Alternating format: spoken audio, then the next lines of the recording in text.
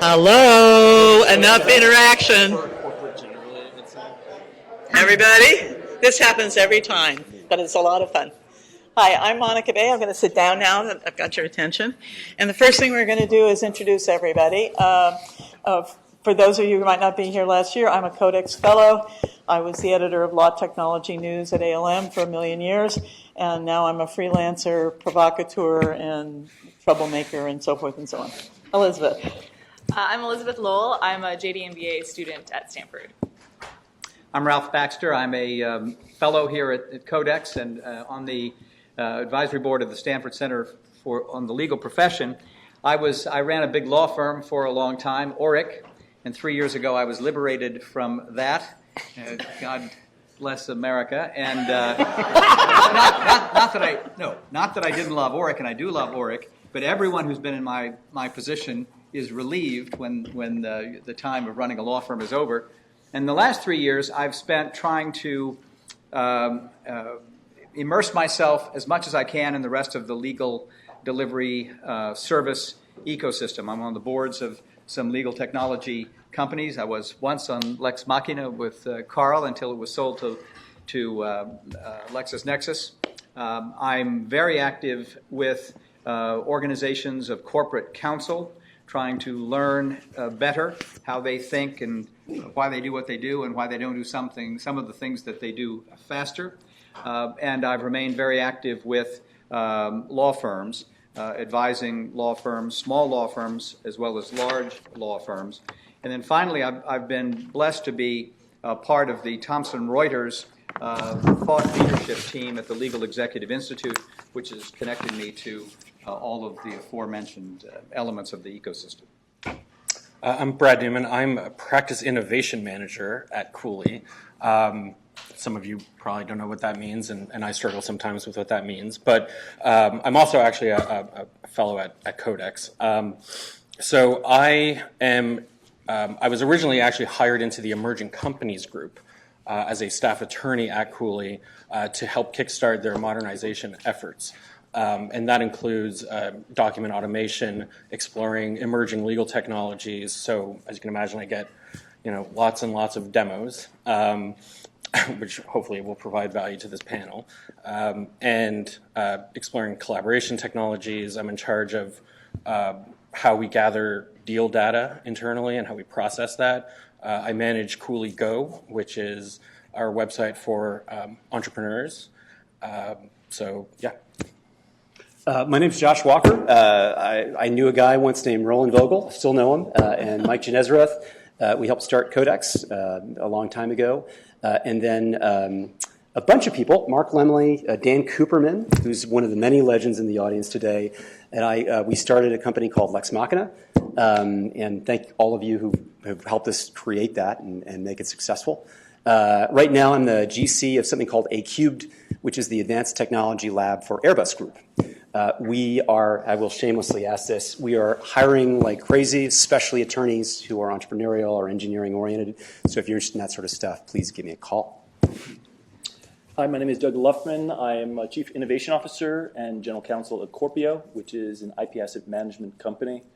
Pretty much what we do is IP asset management workflow. Think of all the innovative companies you see in the Valley, and it is likely that most of them are actually using our system as their infrastructure for basically managing their innovation protection strategy. I've been there about 8 months. Prior to that, I was actually in-house for about 20 years as Chief IP Counsel at a variety of companies. And prior to that, I was actually at Fenwick & West, where Roland obviously started as well. And just a pleasure to be here and look forward to kind of chatting with everyone regarding this exciting topic. Hi everyone, my name's Nick Abrahams. I'm a lawyer from Sydney, and I was having a conversation with someone just before. He said, wow, you have lawyers down there. I thought you just had convicts. So thank you for that. We do have a couple of lawyers there. So I bring, I guess, two lenses to the discussion today. So I'm a partner at Norton Fulbright. We're a global law firm, and I'm part of the innovation team there and also head up the technology practice for Asia Pacific. And then 3.5 years ago, I co-founded, separate to Norton Rose Fulbright, a business called LawPath. And that is effectively a combination of LegalZoom and UpCounsel down in Australia. So we've got some good traction over the last 3.5 years, and proud to count actually Dan Cooperman as being on our advisory board. So that's me. Thank you very much. Pleased to be here. Oh, thank you all. One other thing I wanted to add was we are now actively doing the blog, and if you go to the website for CodeX, if you scroll down a little bit, you'll see the blog, the CodeX blog. I highly encourage you, if you're interested in writing and want to be involved in that, just ping me and we can talk about how to do an article. How many of you are involved with startups? Okay.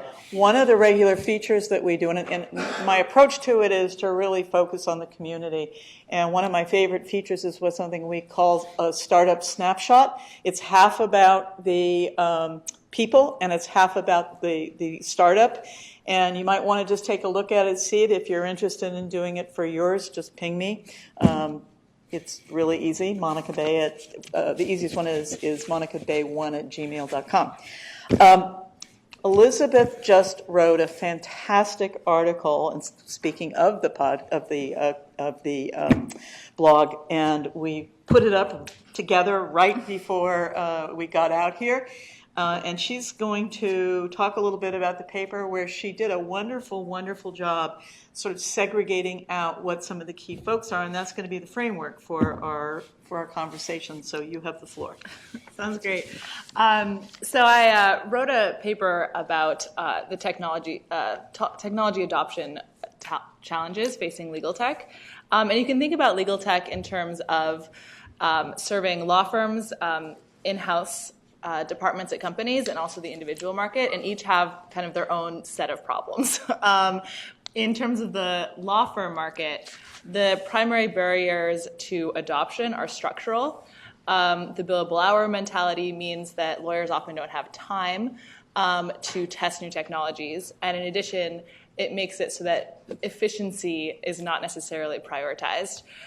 Second, the partnership model means that there's distributed decision-making authority among the various partners, and that money that goes into prototyping new technologies is money lost from kind of distribution to the partners. And then finally, there's kind of a lack of an environment that enables rapid prototyping and testing, given data privacy concerns.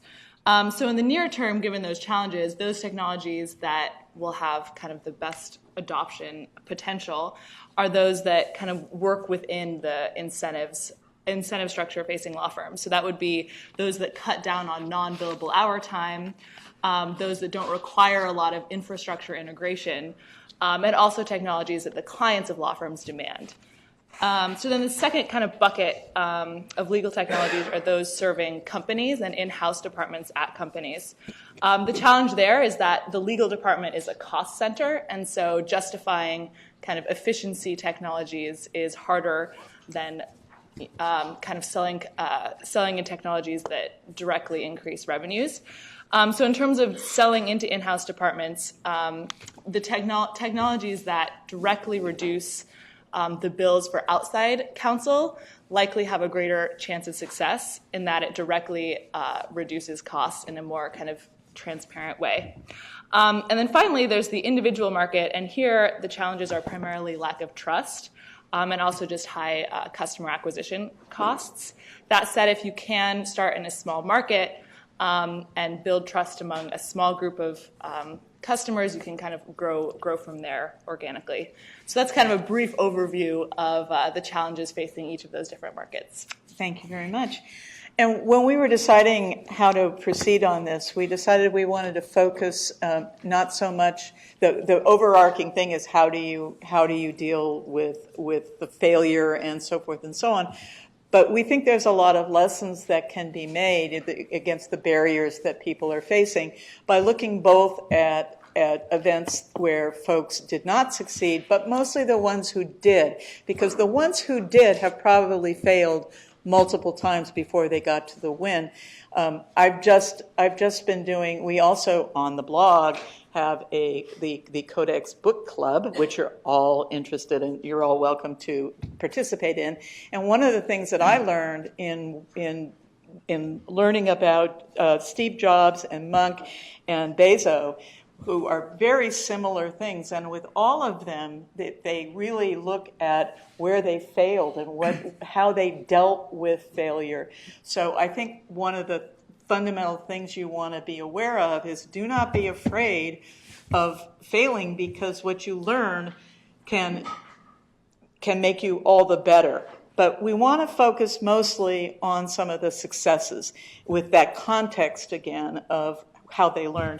So I'm going to turn it over to Nick now, who is going to talk to us a little bit about Avo and their experiences.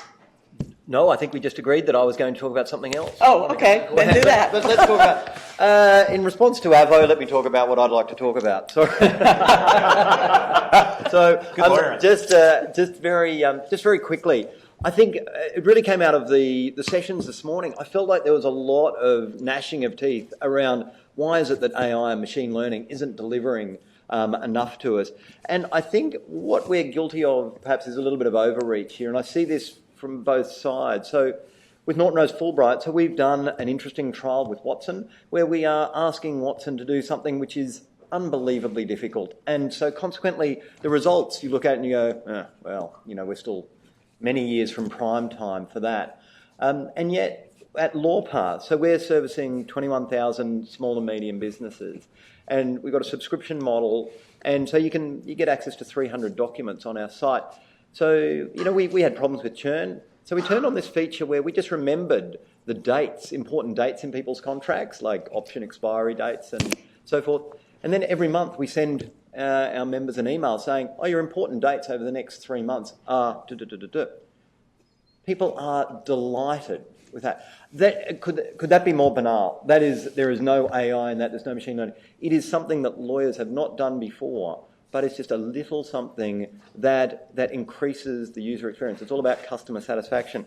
So I think that's that's worked out well. I guess the other thing I would say is if you look at what's happened with large firms, they are getting disrupted, but largely they're still able to retain their margins, and so that means there's resistance to big capital investment for new technologies. So the clients are actually going to drive the uptake here because the clients will be demanding cheaper prices. And so we're seeing the lawyers operating in classic sort of disruption theory way where they're going, we'll leave the due diligence, we'll leave the discovery to others, and we'll go further up the value chain and concentrate up there. It's getting very crowded up there. We're getting fixed price stuff, and so that's going to happen more and more. And so I think the opportunity is there to look to the larger firms and give them an opportunity to do things on a broader scale. So we just announced between Norton Rose Fulbright and LawPath a joint venture where Norton Rose Fulbright will use LawPath's technology and distribution platform to provide premium legal services to small and medium businesses. So things like we'll be able to do $1 million fundraise for 2,000 Aussie dollars. So things like that using the tech. So there are some good opportunities out there. It's not all doom and gloom. Nick, for the folks who may not know very much, including me, about LawPath, can you step back a bit and give us the elevator pitch on what it is? And also, which I'll probably ask all of you in warning, who do you see as your primary competitors? Yeah, so we are effectively a lawyer marketplace. So the pitch is 3 fixed price quotes within 4 hours. So 700 odd lawyers on the platform, fully automated. That business goes very well. But the problem with those sorts of businesses is your cost of acquisition can be quite high. So you don't want it to be a transactional business. You want to keep people in. So we've got a subscription backing to that, which is once we get you into subscription, then you get access to 300 documents. You get the date reminder service. You get to do company incorporations at no cost other than government charges, lowest price trademarks in Australia, those sorts of things. So in terms of, we don't have any direct competitors in Australia right at the moment. That's a dangerous thing to say. I know, well, any direct competitors. So there's a couple of law firms who have some nice front ends on their, some interesting websites, but we're a technology company. We're not a law firm. But in terms of in the US, we certainly, thanks to what Eddie and the team have done with LegalZoom, we've got a model to follow there, and also the UpCounsel side on the marketplace. All right, the journalist in me is going to lecture for 2 seconds here. When you are doing marketing, when you are talking to folks, never, ever, ever say that you have no competitors, even if that is the truth, because it will raise skepticism from the audience. And whenever I get that in a press release, I just immediately dismiss it as just, puff and air. And it's really, no, I'm not beating you up at all, because you may be 100% right, but it creates a doubt. So try to avoid that. But you can say no direct competitors, right? Can't you?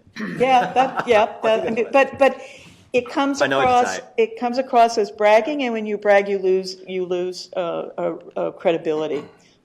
So I'm a journalist. That's what I'll. Monica, can I comment on something that Nick said, just to elaborate on, other than the no direct competitors? Yeah. I'm sorry? You mind if I comment on something that Nick said that I think was... Go for it. So one thing that I think Nick said, which I think is very subtle, but I think it's really in full motion now, is, how many people here have heard of legal operation groups within legal departments? That is becoming huge. There is one in the back row, by the way, just so you know. And it's becoming really huge. Not only the organizing, but they're also realizing, to Nick's point about you're not going to get change from law firms, is the change is going to come from companies, and the companies are organized to the point where they are actually going to be able to dictate what technologies law firms are going to use, when they're going to use it, what type of information the law firms are going to provide to basically the companies and the like. And so it's something to keep an eye on, because I think that's part of where you want to really go with regard to how you consider your businesses and the technology that you use, is that in-house is really finally kind of saying enough is enough regarding outside counsel just not embracing it. And there's a variety of reasons why they're just not, and it's not that they're evil, it's just for organizational structure and the like. And so it'll be an interesting thing going forward regarding the consortium that the legal operations put together, and just general messaging that you're going to see probably coming from that kind of growing group. Yeah, I'd like to just endorse that. I think this is one of the most significant recent developments in this legal ecosystem. Both the idea that the companies are creating these positions, these legal operations positions, which means implicitly that the companies are recognizing that there's a need within the way they've organized the law departments, somewhere between the law departments and procurement. They need a professional attention to the question of how you access legal service for the corporation, and that which covers both in-house and outside counsel. And that alone was a very significant development. But another point you made, they are organized. Yes. They had their first annual, or what would be now an annual meeting. They had their first meeting here in San Francisco at the beginning of May, and had 500 people show up, 300 who themselves were legal operations professionals, and the other 200 were people who knew enough about this ecosystem to want to be there for the meeting. And I was there for the meeting, and it really was moving in a lot of ways. The people are very substantial. They are down to earth. They're working with the real problems, and they are organized and working with each other on best practices, which means, to me, that one of the most significant elements of these barriers to entry may be giving way. Because one of the barriers was that the corporate counsel, who kind of lead the market, if you think about clients and client pressures, what clients are doing, really the lead of that are these big corporate law departments who are the big clients. They have been relatively passive, notwithstanding all the pressures that they have, about demanding change within the law firms. And this group has the promise, we'll see, but has the promise of being quite active and quite insistent that there be change. And if it realizes that promise, it will accelerate the pace of change. That's the San Francisco one, right? That was the meeting in San Francisco. Ironically, there's also a group called Buying Legal Counsel that had a meeting in New York in a month ago or so. And I'm new to this area, but it looks like those two organizations have very similar agendas. Well, the organization we're talking about is a national organization, and the meeting happened to be in San Francisco. Okay. But it's a national organization, and they come from law departments all over the United States. What's the name of it again, Ralph? The Corporate Legal Operations Consortium. Colo, is that the? LOC. CLOC, yes, that's exactly the one. And the other group has a very similar agenda. And I went in cold on that. I really didn't have anything, and it was just a knockout, great conference. And I think there's a lot of synergy between both of those groups, yes. So just to echo that, I literally had lunch with Ralph's former legal ops person about 3 weeks ago. She's amazing. And so I think in-house is really thinking about that. I think you're absolutely right, and it was just absolutely breathtaking, the statistics that they had and so forth and so on. I think it's really going to go. So I think this touches on a barrier to legal tech adoption from the big law perspective, because what we're seeing in certain areas, as an example, let's say cap table management, right? We're seeing a fragmentation, right? So CapMX was acquired by Solium, and they really had cornered the market on using a hosted model even. So kudos to them on that. On storing companies' capitalization information. Let's just say that that has since been disrupted, and there are a number of platforms. So as a law firm, are we going to be expected to support all platforms? Or, are we supposed to pick the winner? And that's where the client demand comes in, right? But we do have clients, at this point, we probably have now paralegals who used to benefit from just having this one dominant player are now having to learn 4 different platforms. Right. And a lot of people, especially on the East Coast for some reason, which I won't, pontificate on. Please. No. I don't want to get fired. So, but, a lot of people on the East Coast, I think, are sticking with Excel. And they're like, look, we can do this. Obviously there are a number of factors that are driving the client adoption, right? And these cap table management platforms are being driven by client demand for the large part, right? Like eShares, who I used to work for, by the way, full disclosure, but very early on, they made a decision. So early on, they were going to go after paralegals, right? As like, we're going to convince paralegals that this is the best system and therefore drive adoption. No, because paralegals are not the decision makers. Paralegals bear the brunt of the decisions for the various platforms. Ultimately, it is, and this may be because of the partnership model, let's say, it is often a lawyer, and it depends on the firm, because I think some firms have a heavier top-down model, but in terms of management, but often it is a lawyer-by-lawyer decision-making process, and lawyers don't really care. They care. They care that their clients are being serviced in the best way possible. And often that means trying to adopt whatever the client wants, right? Like my mission is to try and either find, or build ourselves, because often I see products and I'm like, I could build that. We could do that on SharePoint. I don't know why I need to sign up to your cloud-based platform and have that rejected ultimately because it's in the cloud, and I'll try and build it on SharePoint or HiQ.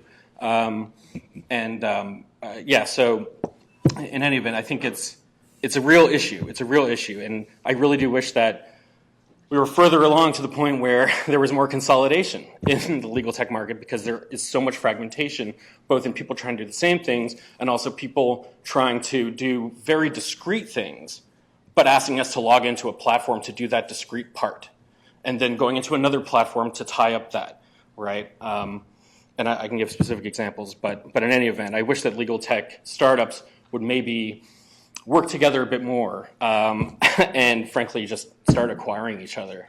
Or just bite just accept their fate and get acquired by tons of lawyers. I'm not saying that's a good or bad thing, just that's what happens. But the acquiring situation, that's the holy grail for most situations. I think you raised a really important thing.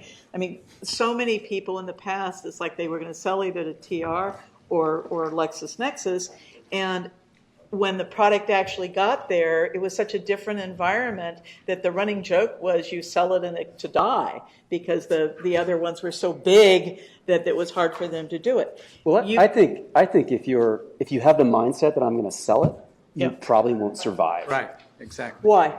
Because there's so many things that can kill you, and if you only have 2 potential buyers, they have so much leverage over you that they're not going to, they'd rather just, kind of do something similar. So you have to have this belief, a semi-rational belief, Right. that you're going to go it alone and you will need no help, whether public or not.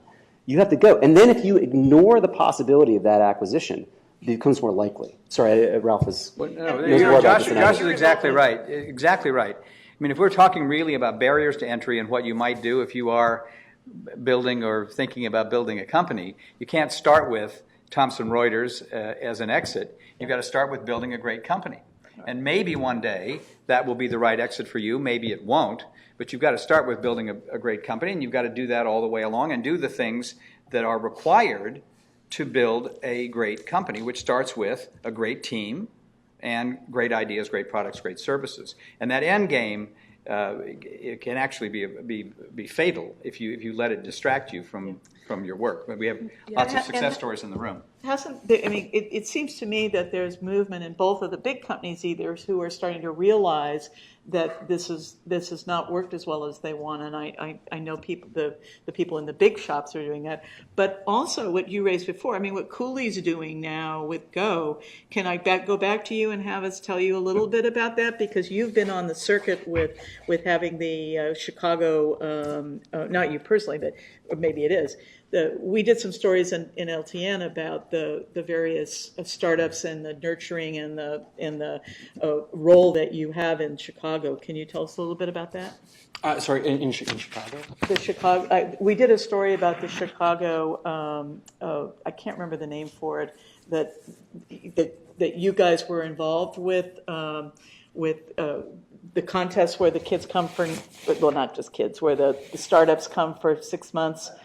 Somebody help me on this. Otherwise, I'll just skip it and go on. No, No, good. well, so Cooley Go, again, is a microsite for entrepreneurs. And we were not the first to put a document generation system, with many startup documents, although I believe we offer the most, among our competitors, like, let's say, Wilson and Oric. But yeah, so Oric. Yeah, we heard Oric. Goodwin Procter. I can drop some more names and make people feel more comfortable. So yeah, but Cooley Go is about really marketing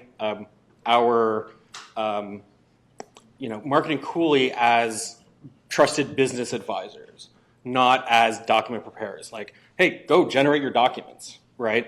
I'm not saying that, and we provide some guidance on what those documents mean. Ultimately, though, you read our disclaimer, it's like disclaimed at the wazoo, like, this may not work for your specific situation.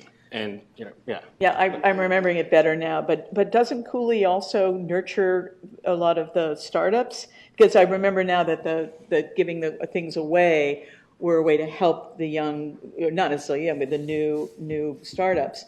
But was that something that is intentional for trying to be able to nurture these folks and then hope that they'll get more and more involved with Cooley? What's the motive on that? Sure. I think it sends a message that we want to work on their terms. Unfortunately, that doesn't include, let's say, using Dropbox or Box. But for the most part, yeah, we want to send the message that we're willing to work with their their environment. But of course, there are limitations, like I just mentioned, which makes it difficult. And then we have to rely on enterprise solutions that many of our startup clients look at and are like, yep, that looks about right. Like, I'm not surprised a law firm would offer that. And that's because, like, look, we have to host the information on our premise. So, Ralph, I want to go back to you because you were involved in Ravel and Intap and some of the other ones. What lessons were learned from your experience on that? And again, looking at barriers, how can what have all of you learned, and what tips would you give to the folks who may be in the more beginning stages of this in terms of how to deal with failure sometimes, and how to deal with when do you get up on your feet and you just keep going? Well, in terms of barriers, So I agree with Elizabeth in her assessment of the barriers and the way that she put it. There's another way to look at the barriers, which is that the law firms are very successful. And the law firms that are going to be the most likely targets for adoption of new services and products are making a lot of money. And so you're dealing with a market that isn't sitting there worried that they're about to go out of business. And that affects the outlook that they have. The second element of outlook that this market has is they're completely populated by people who are outstanding at what they do. There's not much insecurity in the mindset of the people who are going to make these decisions. So you have to then present to them in a way that connects to something that they will regard as a need on their side of the equation, notwithstanding that they're averaging $1.6 million per partner and they're at the top of their games in terms of what they do. And that's a critical idea as you think about both creating a business but in penetrating the barriers. The other really important barrier that you have to penetrate is the gatekeepers. In most of these large organizations, the decision-making point is somewhere in the organization, and that person has a go, no-go authority fundamentally. And so the strategy you have to penetrate the barrier needs to know where that is and be effective to overcome the resistance that you will meet at that barrier. And all of these people will be operating in good faith, but they're besieged by vendors, and their job often is just to say no most of the time. So a couple of examples that I've, in my experience recently, that have done well, and I thought about this for the conference, have some common characteristics. That both of them started with really strong teams. And as fundamental as that is, I can't overstate it. If you don't have really strong people, strong in the sense both of character, but also the expertise that is required to do what it is that you're going to do, which in most legal technology companies, or most legal startups, has a technology component, but it has a business component as well. And it needs to have an adequate law component. Your team needs to understand what the lawyers do. They don't necessarily need to be lawyers. See, for example, Eddie Hartman's presentation earlier, but they do need really to understand what the law firms are about and what their pain points are and so on. So a strong team and then a strong service or product. And all the successful ones, I think, have that. So two examples that I wanted to share with you. One is Intapp. Intapp now has about 90% of the AmLaw 200 as customers of one kind or another. And the real story at Intapp is that it really has listened to its customer base, listened to the law firms, and tailored products, in fact, to the needs of the clients. And so their path to adoption, it was not easy, but it was much more natural than if they had built a hammer and then were looking for somebody to buy it.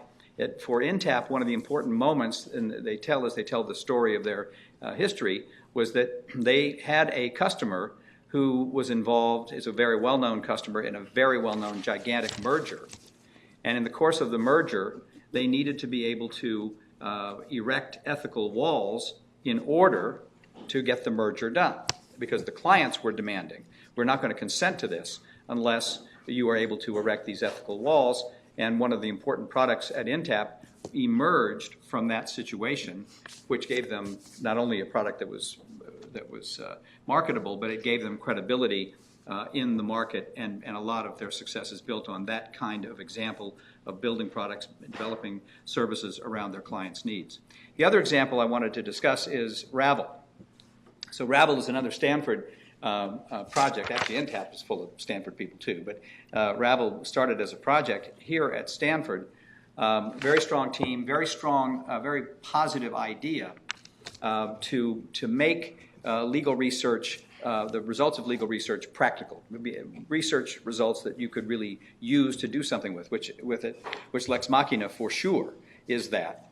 But Lex Machina is more, I think of it as objective data. It's docket information, objective information.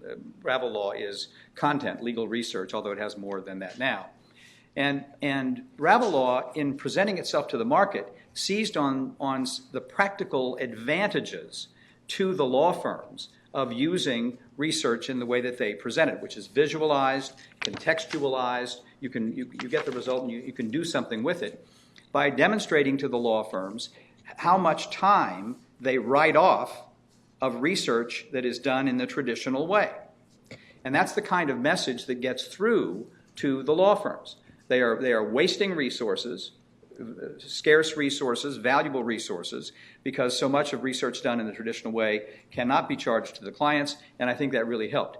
The other thing that Ravel has done is an outstanding job of marketing and communication to the legal industry.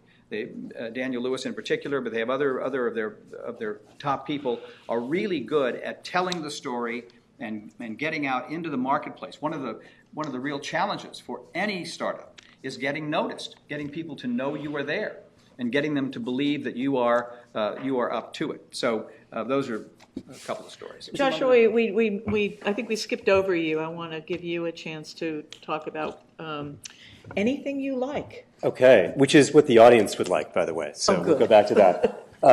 Ralph is too humble to mention that he also did something while chairman of ORIC. He outsourced all kinds of legal activity Yes. to West Virginia. I don't know how he did it. Like it was really an extraordinary thing. And he's too humble to mention this. He's a legend in kind of managing law firm world stuff.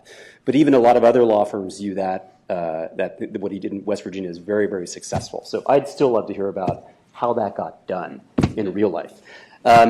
So just a show of hands, if we could, I can talk about law firm culture or I can talk about sales. Who wants to talk about sales? Culture? How about both? Okay, we'll get to culture incidentally, but so how do you survive death? If you're a startup, and this is, let's cycle back, it was March of 2009, there were 4 or 5 of us in the basement, a couple engineers, some coders, a guy named George Wang, who's now at Palantir, and we were going to die. The NASDAQ was at its lowest point. Our first client that we got for Lex Machina was East Coast law firm, right, where every expense over $5,000 had to go through one person. And they had like 3,000 lawyers, right? So it was the worst situation imaginable. How do you get through a situation like that, right? So I think there are 5 things. Like one is the structural element of this, right? The partnership and what Elizabeth talked about, you have to think about. 2, I think, is empathy. 3 is this network. You have to understand the sales element, just like any other salesperson. You have to understand the people that are your champions and the people that can kill you, and how you get through that to actually somebody cutting you a check for something that's fairly abstract, right? As people said, the primary job of a lot of librarians and now kind of IT departments and vendor managers is to say no. 4 is merit. The legal merit of what you're doing, especially if you're selling to a law firm. Enterprise is a very different process, though it's not unlike that. And the last thing I think is fear. Fear of someone else making the decision for the law firm that the lawyer wants to make herself. So structure. So one of the things that we became really good at in selling to law firms, relatively, right? It was still incredibly difficult. The market's like molasses, right? It's not like Salesforce, right? It's very, very hard. And you should expect to fail a lot when you try to sell your legal services products. But we became part of the revenue chain, right? So Lex Machina, yes, it's a nerd tool and it helps you win cases and blah, blah, blah, blah, blah. It is a sales tool. Amongst law firms, lawyers who were doing patent litigation, if they wanted to sell to somebody, they had to use this. I had one guy, he said, a very well-known head of an IP department, right, at a New York firm, but who happened to be here. He said, I got a case because of you, because I was in a district where I didn't know anything, and all of a sudden I knew more about the judge and her decisions than any other lawyer that was pitching them. So he knew it was like sales intelligence. Now, they're not making money on that directly. It would have been better if we had been part of their, the revenue of the law firm. But that's too hard to sell as a little startup. But we were necessary for them to get revenue and to win pitches. And pitches are getting harder and harder for a lot of lawyers, right? It's more technical, it's more database, things like that. Empathy. You need to have an enormous amount of empathy for your client. The one big struggle I think we face as an industry, as in the legal tech industry, not me as a practitioner, is we either have like incredible engineers or incredible lawyers, and never the twain shall meet. You have to have both, and they have to develop a solution in the same room. Literally, the engineers, including the machine learning people or whatever technology you're using for information extraction or development, they have to be in the same room, and you have to translate the most opaque, arcane detail of your space, the legal domain, to engineering. It has to be isomorphic with what they're doing, right? So the way that stuff got classified, it had to be as good as what a lawyer would do, and it has to be consistent. And the way that the number of people, the number of lawyers who are going to make the legal decisions about your content has to be incredibly small, even if it's automated eventually, right? So it has to be a very, it's a very elitist process, if you will. And we do that because it has to be good enough for your clients, and you have to understand their space and the fact that they don't have a multi-million-dollar budget all the time. Going back to the network, there's a network of people you have to close to get a check from someone. And I'm not saying that's not why we're doing this, right? You're better off still being a partner to a law firm if you want to make money. But if you want to do what you're doing, what you're trying to do, you want to change things, you have to understand this network because that's going to be life or death at some point. You need a champion. It's got to be a partner. You can have every single associate in the firm supporting you. They do not have the budget. They don't have the clout to get something done. You must find a champion partner, and probably you're going to have to get through the most conservative partner. So even in the case I mentioned, we had this one guy, he really wanted to do it. He was very cutting edge. He was a patent litigator. There was another person who was an arbitration litigator. So we had to sell him. We said, this isn't data, it's history. And we were quoting Churchill. Right? We said, those who don't know their history are doomed to repeat it. This is history, and it's the court's orders. It's not some newfangled algorithm. It is history. It's like a consummation of the legal art, blah, blah, blah, blah. So, but people really underestimate the librarians. Oh, yeah. If you don't win over the librarians and get them on your side, it doesn't matter about the partners. They're going to kill you. They will find a way to slow you down or not use you or use it and say, get me bad results. You have to make them happy, and you have to make sure that they don't think you're going to take their job away from them. All right, I'm going to cut you off if I may. Oh, yeah, sure. Go ahead. Doug, I think we skipped over you, and then I want to have time. What time are we over on this? Is it 3 o'clock? Okay. So I got a couple quick points. Great. Just a couple things from everything that's been said on the panel. 3 things. I'm going to talk a little bit about understanding what the customer needs. 2 is tool versus platform. And then 3, delighting the customer. And what I mean by this is, first, understand what the customer needs.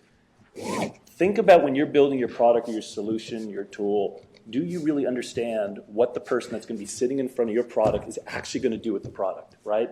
If it's a search tool, what are they going to do with it? Not just they're going to do searches, but what are they going to do with the data? Where are they going to put the data? How are they going to manipulate it? What kind of team are they going to need to support it and the like? If it's a platform, how is this going to integrate into their overall business? How are they going to integrate with the law firm? How are they going to integrate with their client? How are they going to integrate with the support staff? Is the support staff outsourced to Vermont, or is it in India?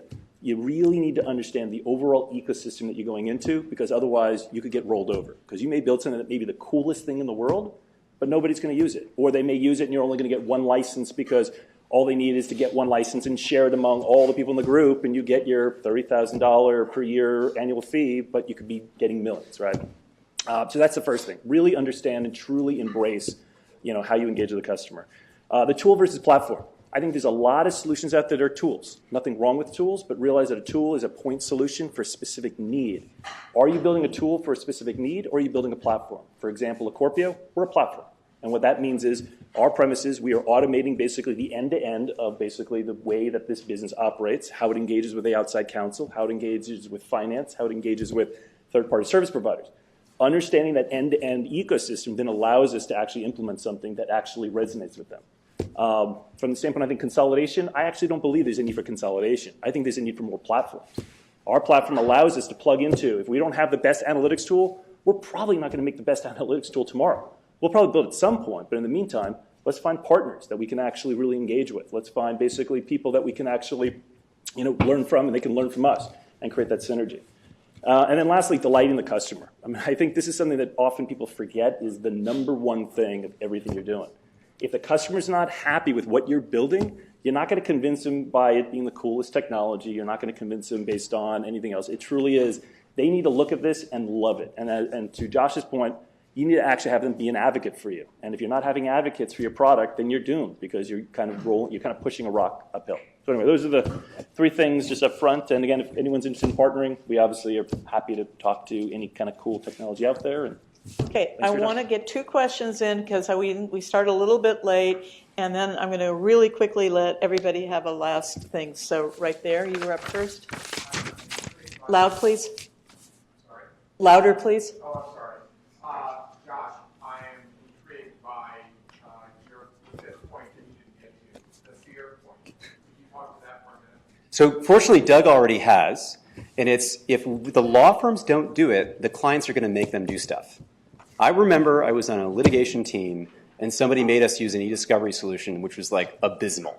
And it was the client. And they just said, you're going to use this.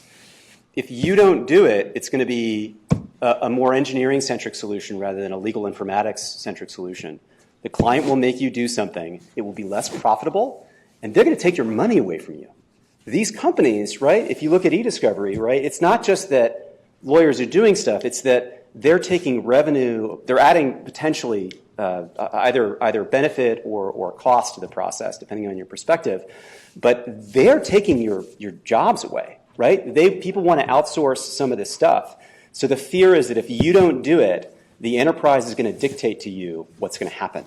You'd much rather, and to the third point, you want to appeal to the snobbery of like, you know best how to build your own solution because you're the lawyer, you're at the height of your profession, right? So you want to empower your law firm partner to allow her to do what she wants to do. Now, the enterprise will still tell you what to do sometimes, but the fear is that they're not only going to dictate what your solution is going to be, you're going to lose money because of it. So I'm going to be just quickly provocative. I disagree. I think it's actually not a fear thing, even though I agree fear is driving a lot of the solutions today. I think it has to be a win-win. That it shouldn't be an us against them regarding I'm going to build a tool for a company and therefore the law firms lose, or I'm going to build a tool for the law firm and in-house loses. The premise is there needs to be a more efficient way of in-house and outside counsel working with one another. And I agree today, fear is absolutely driving a lot of it, but I think what we need to do is overcome the fear and make it clear that to make things more efficient and make it win-win, have higher margins, lower basically resources to get those margins, and see technology as embracing basically be able to get to that point is the way to go. So I usually just push back on fear and say you got to embrace change and collaboration and understanding it's a win-win that we need to all do, and that's how you should design your product. It has to be win-win. Yeah, I agree with that. Okay. I was just saying if you're selling. Like, Yes, no, I totally agree. I think You, and then we're going to go down the aisle. I'm being the police right now. So I love the panel. I love the day, and I just wonder if there's room in the room to talk about interoperability of these services. You touched on it, but we need to talk in terms of selling separate systems that have to be logged into, that have to be tested for cyber security, separate systems that have to justify their pitch values to the practice area as it was previously defined. Isn't it up to the community to create the interoperability platform, test it in a lab setting such as CodeX, make that SaaS,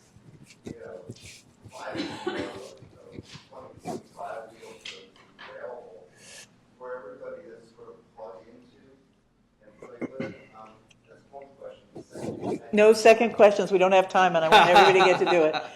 Who wants to give a 2-sentence I've already thing? talked about it. Okay. If someone else wants to. Go for it. So the most successful legal tech that I've seen getting adopted, Intap is a great example because they interoperate, right? I mean, that's almost their modus, right? They know that we use iManage, for better or worse. They know that we are starting to use DocuSign. Like, they build connections. They have APIs.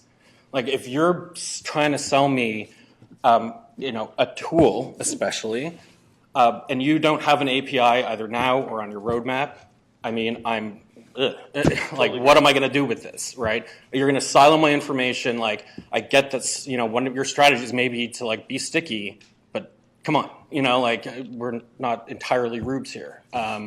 So that would be my comment. That is right. That's at the heart of what NTAP does, is enable systems to work together, and you can find your data anywhere, and so on. One other thought I wanted to share has to do with what not to do, because we talked a lot about what to do. And one of the most common problems or mistakes. Well, actually, let me say two things. First of all, a lot of what you just heard in the last few comments reflected the need to understand how the law firms think and how they make decisions. You've got to understand the law firm side of this, no matter how good your idea is, and that was reflected in a lot of the comments. What not to do is present to the market a product or a service before you're ready, and certainly don't exaggerate what it's going to do. And it is unbelievable how much people do both those things. Try to sell something that isn't ready, or tell you, just exaggerate to the point of it might be illegal to say what people say. Okay, I'm cutting you off because I got the signal for things, so we're not going to go to the line, but I want to thank everyone, and would you please thank this fantastic